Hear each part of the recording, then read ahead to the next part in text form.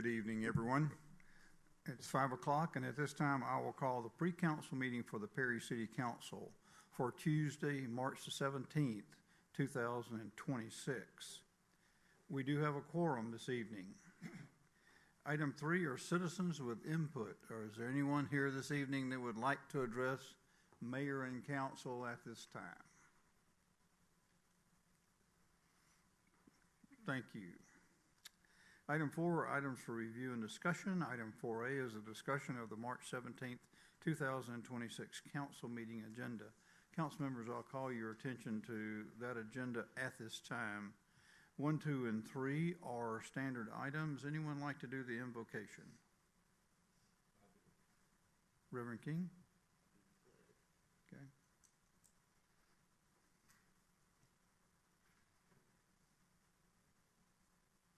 Thank you. Item 4 will be citizens with input relative to the agenda outside of our public hearing. Item 5 will be a public hearing.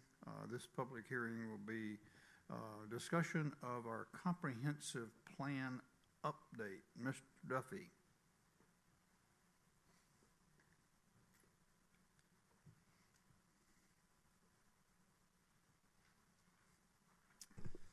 Yes, sir. Thank you. So I would like to remind council of our, I think, very productive retreat several weeks ago in which we encroached upon the topic of our comprehensive plan update. And now we are at the time where we are going to officially open up a public hearing on this topic.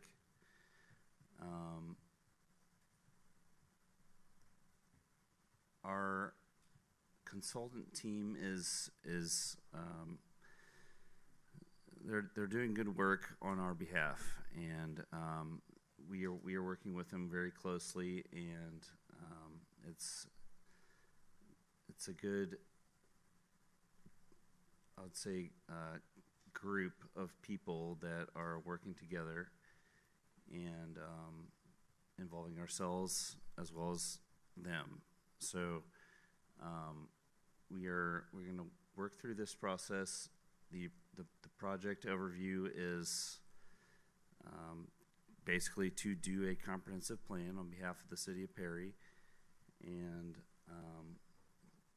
it involves quite a lot of different moving pieces. So we are looking forward to opening the floodgates in terms of human participation in this process. Like we want to hear from every single person we possibly can in terms of how they want to hear the city of Perry develop, how they envision that. Of course, yourselves being essential components of that process.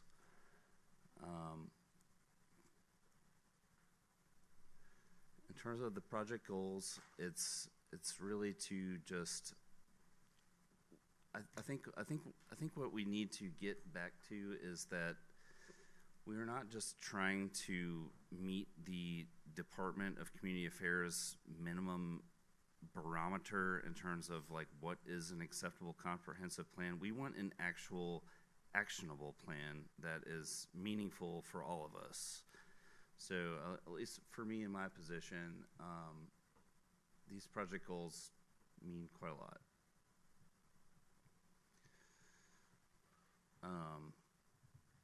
From our consultants, this is the project foundations. I really like the graphics they came up with. I think they're quite creative. But bottom line is we are trying to adopt and accelerate a plan. Maybe accelerate's the wrong word, but like we are.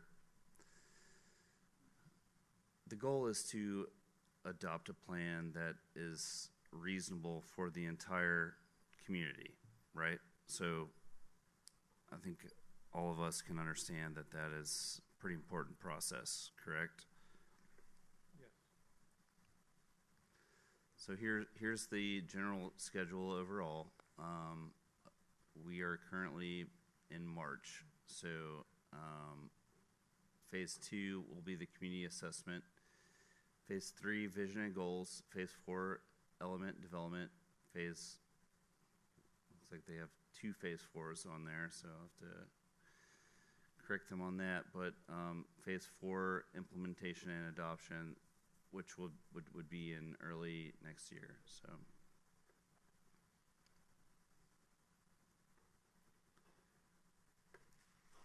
the community engagement piece is an extremely important portion of this plan. I would say probably the most important portion of the plan. There will be multiple avenues through which the public shall be engaged, beyond things like council meetings, beyond things like planning commission meetings, beyond formal meetings, if you will. And there is a plan in place to address that. The website for the plan is live. I did check it the other day. It's up there, perry-ga.gov.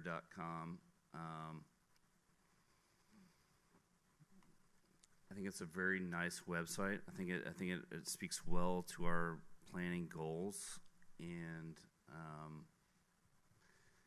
we worked with the consultant team to incorporate Perry marketing standards into how they unraveled this, and I think they did a good job.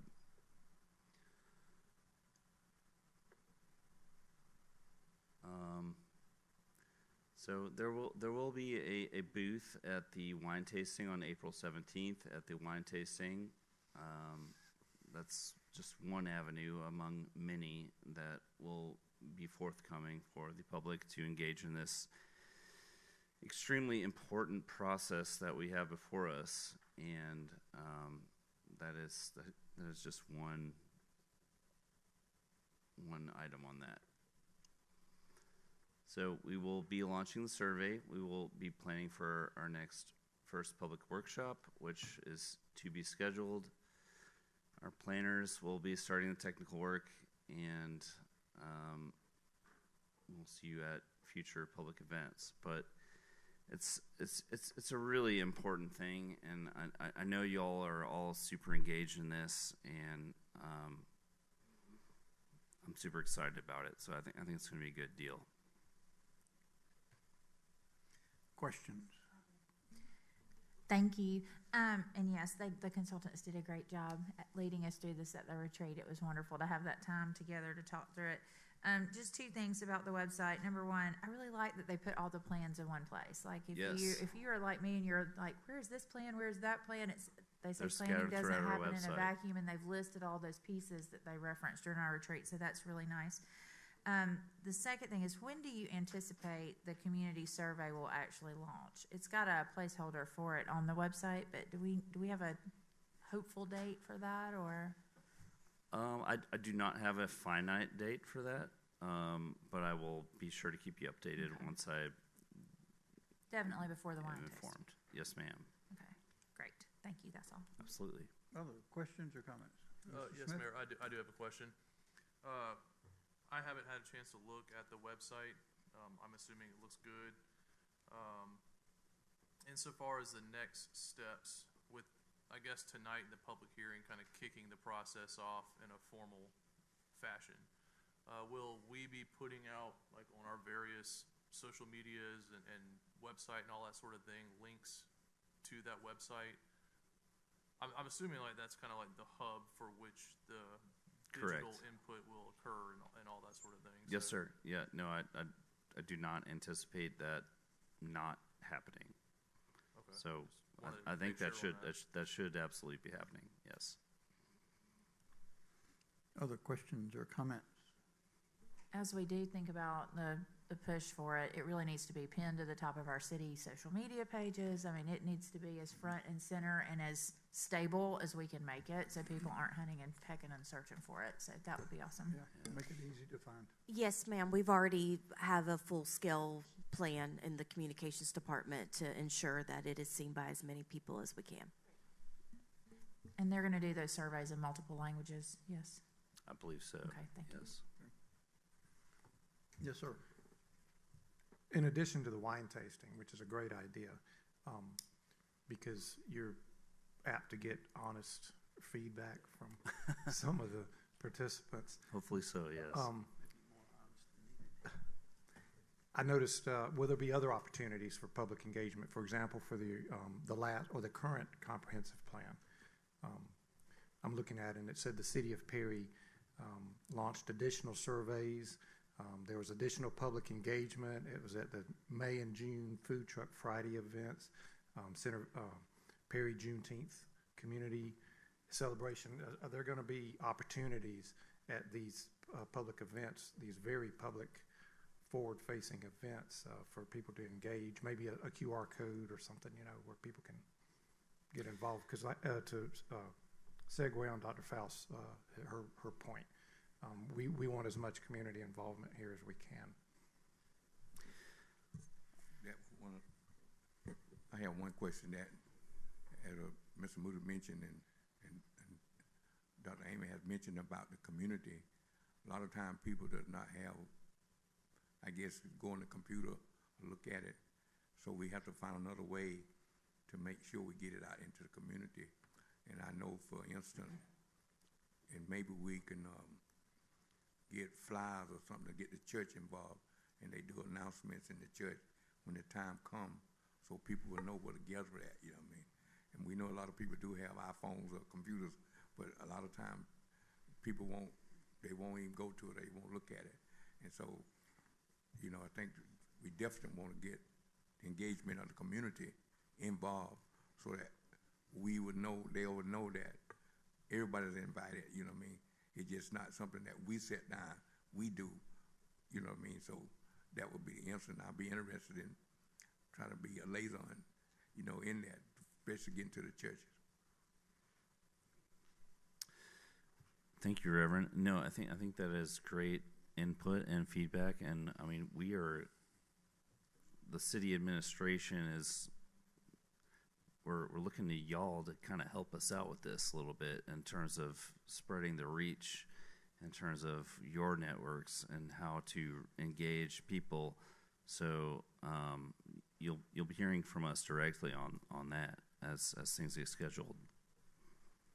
And then alongside of what Jim was saying too, the sooner they can get those additional dates put out there, the better off we'll be.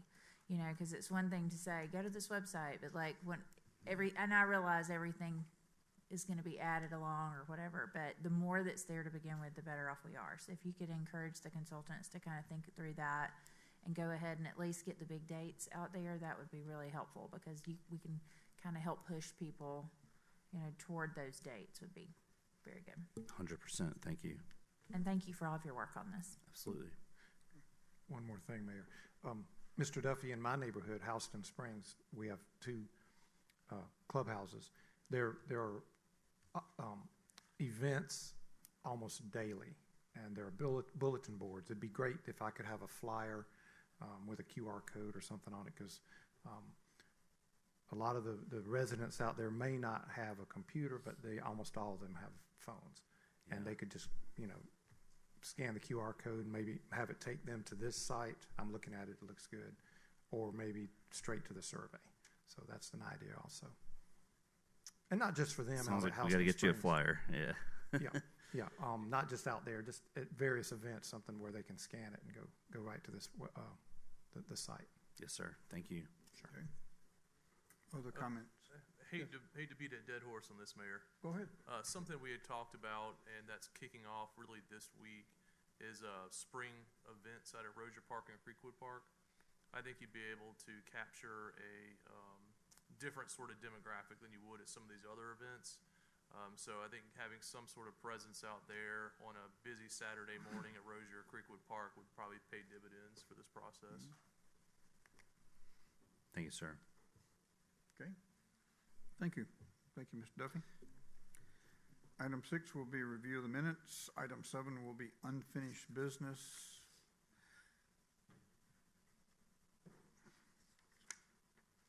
Item 8 will be new business, 8A, or matters that were referred from our March 16th work session, and anything that comes out of our pre-council meeting. As you remember, we have 2 items that we referred over for a vote from last night. One will be the flood hazard mitigation grant application.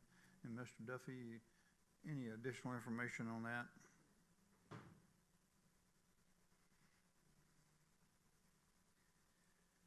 No, sir. No additional information. I would be curious to hear council's thoughts on yesterday's presentation about that. I think the Community Development Department did a good job in terms of presenting the issues that we weigh day to day, every single day, with various types of permits. And if council has any thoughts on that, you know, those are certainly welcome to hear, but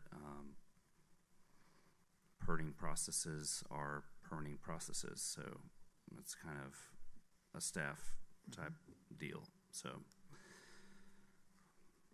I think it's important that we look at all these opportunities that come for us. Any thoughts or comments, Mr. Moore? Yes, sir. I was just going to tell you, Mr. Duffy, that you were interested in comments. Mr. Gore did a great job presenting it to us last night. He had he was able to answer all of our questions. It is a somewhat complicated issue with, you know, with FEMA's flood maps and whatnot, and he exhibited a good grasp on what's going on and what's involved, and so I appreciate the input and the presentation he gave last night. thank you, sir. Okay. Thank you, Mr. Duffy. Item 8A2 will be a review or request for our command post replacement. Chief Everidge? Yes, sir. Mayor and Council, as we discussed last night, what we have is an RV that was donated to the police department that was, an attempt was made to modify it into a command post. It's still an RV, but it just not very feasible for what we were trying to do with it. But over time, it's got some issues mechanically, electronically, and roof-wise. We believe it's in our best interest to sell it at auction.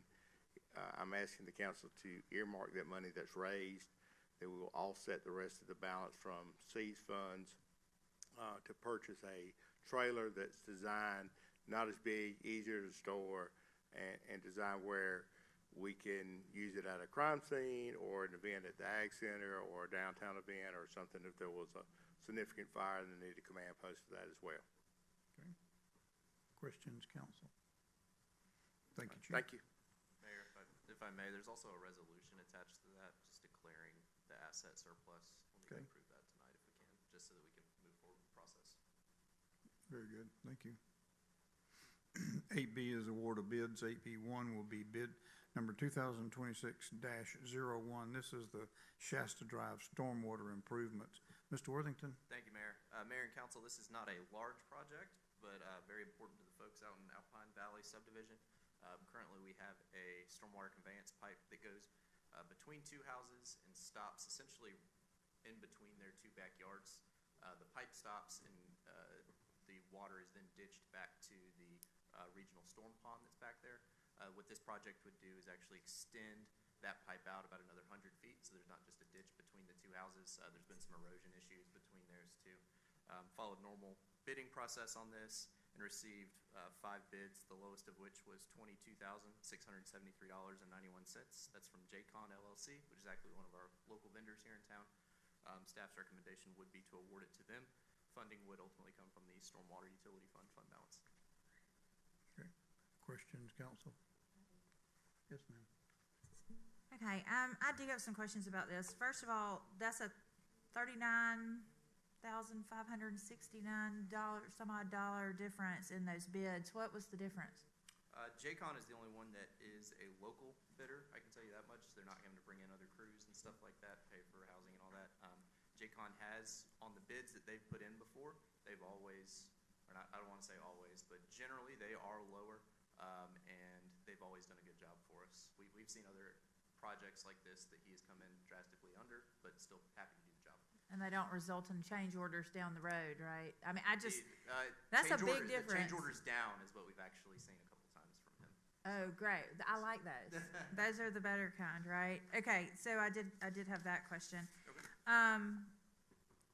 Second of all, when was this neighborhood developed?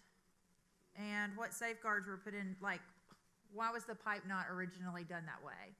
Was that a developer decision? Was that, I would have to defer to. I'm sorry, I'm someone putting you on the else that spot for one. that. I don't know that one off the top of Yeah, my I would like to know that, because Yeah, I've, we'll just have to get that information back to you. yeah, that's fine, that's fine. I just, I feel like if it was an issue that should have been handled appropriately when it was created, then we need to hold that developer more accountable there. For future requests like this, it would be really helpful if we had some graphics or some more information to come in our council packet with that, Sure. aside from just a bid. I know that we have a chance to chat about it right now, but having that information ahead of time in more detail would have been helpful.